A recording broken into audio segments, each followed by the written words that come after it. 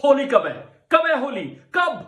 No, no, no, I'm not being a gabbar. I am genuinely excited about this festival of colors, which is Holi, जो इस साल Covid guidelines के तहत मनाई जाएगी। लेकिन कोविड गाइडलाइंस जारी किए जाने के बावजूद भी क्या यूपी के बरसाना में इन गाइडलाइंस का ध्यान रखा गया था या नहीं, और अलग अलग स्टेट्स ने क्या गाइडलाइंस जारी किए हैं, सबकी बात करेंगे इस वीडियो में। मेरा नाम है Arun Singh, let's get started. Holi का त्योहार हिंदू कैलेंडर फागुन के फुल मून नाइट या पूर्णिमा की रात से शुरू हो जाता है। अलग अलग स्टेट्स में इसके अलग अलग नाम है और अलग अलग फ्लेवर्स भी। जैसे वेस्ट बंगाल में इसे डोल पूर्णिमा कहा जाता है, असम में फाकुआ, और उड़ीसा के लोग इस दिन डोला मनाते हैं। उधर तमिलनाडु में पांगुनी उथिराम। कोई भी प्रोनाउंसिएशन अगर गलत हुई हो तो उसके लिए पहले ही माफी। पर पिछला एक साल हमने बिताया कोविड 19 से जंग लड़ते हुए, और अभी वो जंग जीतती हुई नजर आ ही रही थी कि ऐसा लग रहा है कि अब सेकेंड वेव की तरफ हम आगे बढ़ रहे हैं। इंडिया में इस वक्त 3 लाख से ज्यादा एक्टिव केसेस हैं। इसके चलते अलग अलग स्टेट्स ने अलग अलग गाइडलाइंस जारी की हैं। कुछ मेजर स्टेट्स की बात हम इस वीडियो में करते हैं। शुरुआत करते हैं देश की राजधानी दिल्ली से, जहां दिल्ली डिजास्टर मैनेजमेंट अथॉरिटी ने किसी भी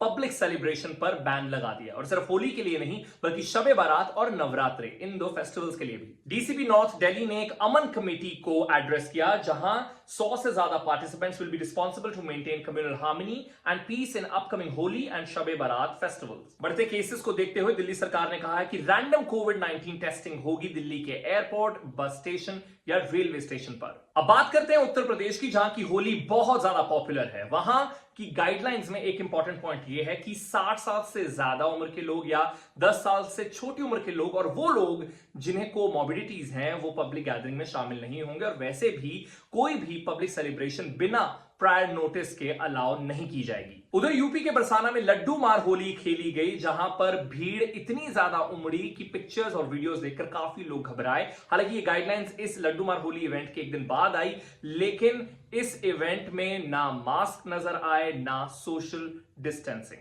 लड्डू मार होली के अगले दिन खेली जाती है लठ मार Holi in the same area, और उस दिन भी कोई फर्क नजर नहीं आया। यूपी गवर्नमेंट की गाइडलाइंस में एक और अहम पॉइंट यह है कि होली के दौरान जो लोग उन स्टेट्स से यूपी में ट्रैवल कर रहे हैं जहां पर केसेस काफी ज्यादा बढ़ रहे हैं, उन्हें कोविड टेस्ट कराना होगा। ओडिशा और गुजरात की सरकार ने भी पब्लिक गैदरिंग पर बैन लगाया हुआ है, और वहीं चंडीगढ़ में भी सेम रूल्स अप्लाई होते हैं। चंडीगढ़ में सरकार ने यह भी कहा है कि पब्स और होटल में होली पार्टीज नहीं होस्ट की जाएंगी, और 31 मार्च तक स्कूल्स बंद रहेंगे। पूरे देश में अगर किसी एक स्टेट में सबसे ज्यादा केसेस हैं तो वो है महाराष्ट्र, और वहां की राजधानी मुंबई में बीएमसी ने किसी भी पब्लिक गैदरिंग पर बैन लगाया हुआ है, और यही सेम फैसला लिया है पालघर की एडमिनिस्ट्रेशन ने भी। कई पॉलिटिकल लीडर सामने आके लोगों से रिक्वेस्ट कर रहे हैं कि कोविड गाइडलाइंस को ओबे करते हुए ही फेस्टिवल मनाया जाए।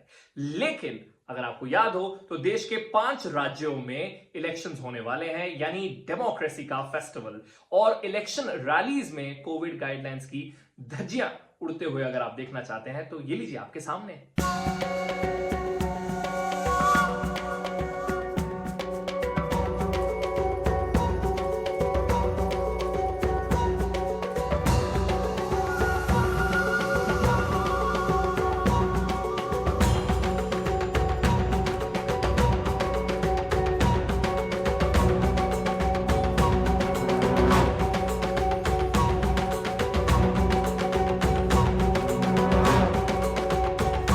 But I want to end the video on a good note. अब भारत सरकार ने कहा है कि देश के जो नागरिक 45 साल के हैं या उससे बड़ी उम्र के हैं, वो भी कोविड 19 की वैक्सीन को लगवाने के लिए एलिजिबल होंगे। That's definitely some good news, लेकिन इसका मतलब ये नहीं है कि हम सारी गाइडलाइंस को एकदम साइड कर दें और फेस्टिविटी में खो जाएं।